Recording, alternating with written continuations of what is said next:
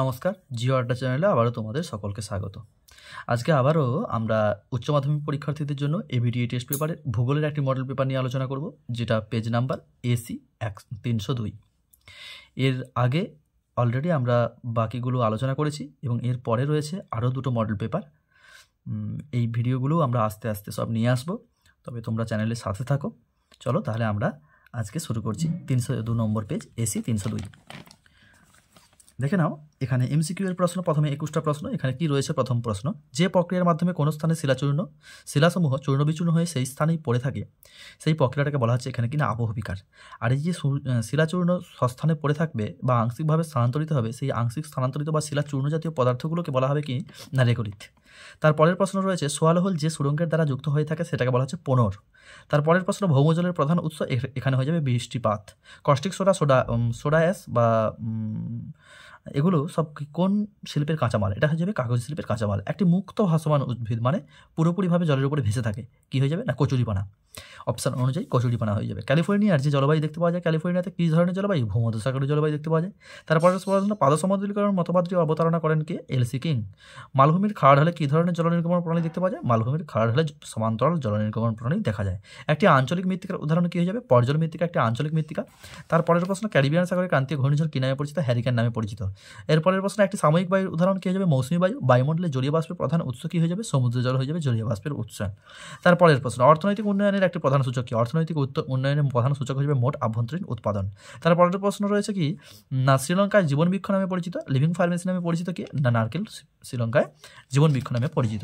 চীনের ধানের আধার কাকে বলা হয়? এটা আমরা সবাই জানি কি না হুনান প্রদেশকে বলা হয়। একটি দ্বিতীয় শ্রেণীর অর্থনৈতিক ক্রিয়াকলাপের উদাহরণ দিতে বলা হয়েছে। দ্বিতীয় শ্রেণীর তোমাদের সিলেবাসে রয়েছে শিল্প বলে চ্যাপ্টার রয়েছে, সেই শিল্প হয়ে যাবে কি না দ্বিতীয় শ্রেণীর অর্থনৈতিক ক্রিয়াকলাপ। ভারতের খাদ্য প্রক্রিয়াকরণ শিল্পের একটা অগ্রণী রাজ্য। আমরা জানি যে পশ্চিমবঙ্গ রাজ্য কি না খাদ্য প্রক্রিয়াকরণ শিল্পে উন্নত। পাঞ্জাব, হরিয়ানা এরকমও অপশান যদি থাকতো তাহলে আমরা সেটা করতাম, কিন্তু এখানে অপশান অনুযায়ী পশ্চিমবঙ্গ উত্তর হয়ে যাবে। প্রদত্ত যে দেশের জনসংখ্যা পিরামিড ঘন্টা আকৃতি, সেটা হয়ে যাবে সুইডেন দেশের। তারপরে রয়েছে গ্রাম হলো একটি সুনির্দিষ্ট সীমাযুক্ত ছোট ভূখণ্ড, যাকে সরকারি ভাষায় কী বলা হয়? এখানে মৌজা হয়ে যাবে সঠিক উত্তর। পৌরপুঞ্জ, এটাকে আমরা ইংলিশে কী জানি? কনারভেশন। এই শব্দটি কে প্রথম ব্যবহার করেন? এটা হয়ে যাবে কি না প্যাট্রিক গেরিজ। তারপরের প্রশ্ন দেখে নেব, প্রতিকূল কারণের প্রভাবে মানুষ তার বাসস্থান ছেড়ে যেতে বাধ্য হলে তখন থেকে কি বলা হয়? তখন তাকে বলা হয় পুশ ফ্যাক্টর। অর্থাৎ যে কারণগুলির জন্য মানুষ অন্যত্র চলে যেতে বাধ্য হয়, সেই কারণগুলিকে বলা হয় পুশ ফ্যাক্টর। যেমন কি যুদ্ধ, রাজনৈতিক অস্থিরতা, এইগুলো হয়ে যাবে কি না কোনো একটা অঞ্চলের পুশ ফ্যাক্টর। আচ্ছা, এরপরে আমরা 14টা দেখে নাও এসএকিউ এর প্রশ্ন দেখে নেব। 2 দাগের প্রশ্ন। প্রথমেই রয়েছে রাবণ ভাটা। তোমরা হাম্পস পড়েছ।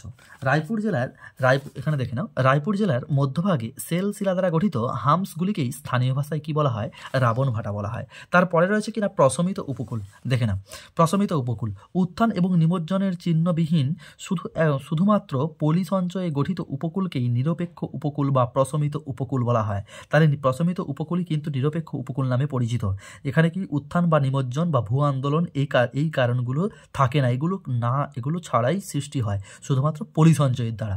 যেমন অস্ট্রেলিয়ার পশ্চিম উপকূল এই ধরনেরই একটি প্রশমিত উপকূল। তারপরে রয়েছে কি না অ্যাকুইফার কাকে বলে? এটা কিন্তু আমাদের কাছে রিপিট প্রশ্ন। এটা অ্যাকুইফার প্রথমে লিখবো আমরা কি না শব্দার্থ। অ্যাকুইফার শব্দের অর্থ কি না জলবহনকারী স্তর। যে ভূতাত্ত্বিক স্তরের মধ্য দিয়ে জল কি হয়? খরিত, পরিপূরিত ও প্রবাহিত হয়, সেই ভূতাত্ত্বিক স্তরকেই বলা হয় অ্যাকুইফার। অর্থাৎ জলের রিচার্জ, ডিসচার্জ এবং ফ্লো হবে।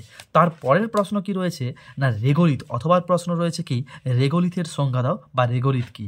দেখো, রেগোলিথ শব্দের অর্থও কি না ব্ল্যাঙ্কেট অফ স্টোন। রেগোলিথ শব্দের অর্থ দেখে নাও, আবহবিকারের ফলে শিলারাশি চূর্ণ বিচূর্ণ হয়ে স্বস্থানে বা আংশিক স্থানান্তরিত হলে তাকেই বলা হবে কি না রেগোলিথ। রেগোলিথ কোনো মাটি নয়, এটি মাটি সৃষ্টির একটি প্রক্রিয়া। তারপরের প্রশ্ন কি রয়েছে কি না নদীগ্রাস কি। দেখে নাও, কোনো সবল নদী মস্তকমুখী ক্ষয়কার্যের মাধ্যমে দুর্বল নদীটিকে নিজের খাতে প্রবাহিত হতে বাধ্য করলে তাকে নদীগ্রাস বলে। সবল নদীটি শীর্ষমুখী ক্ষয়ের মাধ্যমে কি হয়? দুর্বল নদীটির উৎসের দিকে দীর্ঘতর হতে থাকে এবং নিম্নমুখী ক্ষয়কার্যের মাধ্যমে নিজের খাতটিকে আরও নিচের দিকে নামাতে শুরু করলে দুর্বল নদীটির জল সবল নদীটির খাতের মধ্য দিয়ে প্রবাহিত হতে বাধ্য হয়। এইভাবে কি হয়? নদীগ্রাস দেখতে পাওয়া যায়। তারপরের কি প্রশ্ন রয়েছে, পূর্ববর্তী নদীর সংজ্ঞা লেখো। দেখো, ভূমির উত্থানের সঙ্গে সামঞ্জস্য রেখে যেসব নদী প্রবাহপথ বজায় রাখে তাদের পূর্ববর্তী নদী বলে, যেমন সিন্ধু নদী, শতদ্রু নদী, এগুলো সব কি পূর্ববর্তী নদী। এর পরের প্রশ্ন কি রয়েছে না, উদ্ধার এবং পুনর্বাসন বিপর্যয় ব্যবস্থাপনার কোন পর্যায়ে অন্তর্গত? দেখো, বিপর্যয় ব্যবস্থাপনাকে যদি আমরা 3টে পর্যায়ে ভাগ করি, বিপর্যয় পূর্ববর্তী, বিপর্যয় চলাকালীন, বিপর্যয় পরবর্তী, এই 3টে পর্যায়ের মধ্যে উদ্ধার এবং পুনর্বাসন হয়ে যাবে বিপর্যয় পরবর্তী পর্যায়ের কাজ। তার পরের প্রশ্ন রয়েছে কি, মেঘ ভাঙা বৃষ্টি কি? কিউমুলোনিম্বাস মেঘ দ্রুত ঘনীভবনের ফলে হঠাৎ অল্প সময়ের মধ্যে প্রবল বর্ষণকে মেঘভাঙা বৃষ্টি বলে। এই মেঘভাঙা বৃষ্টিতে 2010 সালে লাদাখে 255 জন মানুষের মৃত্যু ঘটে। এর পরের প্রশ্ন রয়েছে, সীমান্ত কাকে বলে? যে সীমানা দ্বারা ভিন্ন তাপমাত্রা ও ভিন্ন ঘনত্বে দুটি বায়ুপুঞ্জ পৃথক হয়ে থাকে সেই পৃথকই সীমানাকে সীমান্ত বা বাতাগ্র বলা হয়। এরপরে কি রয়েছে না, এরপরে রয়েছে IUCN সমীক্ষিত অবিপন্ন প্রাণীর তালিকা যে বইতে প্রকাশিত হয় তাকে কি বলা হয়? তাকে গ্রিন ডাটা বুক বলা হয়। আর্দ্র কৃষি কাকে বলে? যেসব অঞ্চলে জলসেচের সুযোগ নেই বললেই চলে, সেখানে বৃষ্টিপাতের উপর নির্ভর করে যে কৃষিকাজ করা হয় তাকে আর্দ্র কৃষি বলে। আর্দ্র কৃষির প্রধান ফসলগুলো কি? ধান, পাট, চা, কফি, এগুলো সব আর্দ্র কৃষির প্রধান ফসল। তার পরের প্রশ্ন রয়েছে, শস্য প্রগাঢ়তা কি? এক কৃষিবর্ষে নির্দিষ্ট পরিমাণ জমিতে যতবার শস্য উৎপাদন করা হয় তাকে শস্য প্রগাঢ়তা বলা হয়। শস্য প্রগাঢ়তার সূত্রটি কি না, নির্দিষ্ট কৃষিবর্ষে সর্বমোট কর্ষিত জমির পরিমাণ ও ডিভাইডেড বাই প্রকৃত চাষের জমির পরিমাণ ইন্টু 100 হয়ে যাবে। এর পরের প্রশ্ন দেখে নাও, তৃতীয় স্তরের অর্থনৈতিক ক্রিয়াকলাপের সংজ্ঞা দাও। দেখো, ব্যবসা বাণিজ্য, খুচরো বিক্রয়, পাইকারি বিক্রয়, পরিষেবা ইত্যাদি কাজকে এক কথায় তৃতীয় স্তরের অর্থনৈতিক কাজ বলা হয়। এই স্তরের কাজ প্রথম এবং দ্বিতীয় স্তরের অর্থনৈতিক কাজের মধ্যে সংযোগ স্থাপন করে। এটা হয়ে যাবে কিনা তৃতীয় স্তরের অর্থনৈতিক ক্রিয়াকলাপের সংজ্ঞা। তারপরে রয়েছে, হার্ড পেন কোন মৃত্তিকায় দেখতে পাওয়া যায়? আমরা জানি হার্ড পেন দেখা যায় কি পর্জল মৃত্তিকায়, আর ডুরিকাস্ট দেখতে পাওয়া যায় ল্যাটেরাইট মৃত্তিকায়।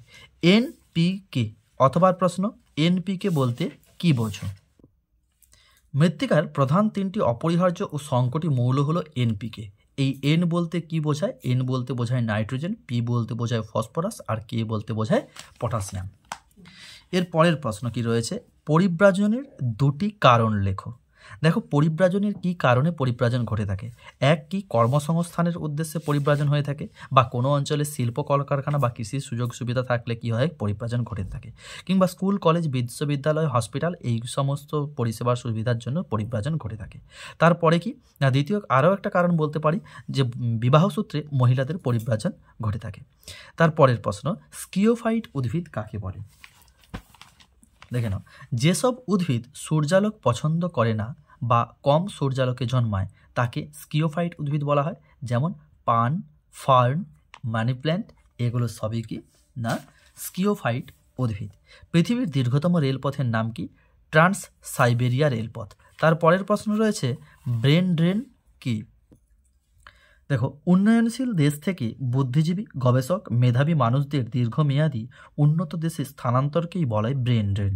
আর উন্নত দেশে যখন চলে আসে এই দক্ষ মেধাসম্পন্ন মানুষ অনুন্নত বা উন্নয়নশীল দেশ থেকে যখন উন্নত দেশে চলে আসে, সেই উন্নত দেশে সেই ব্রেন ড্রেনের ঘটনাকেই বলা হবে ব্রেন গেন।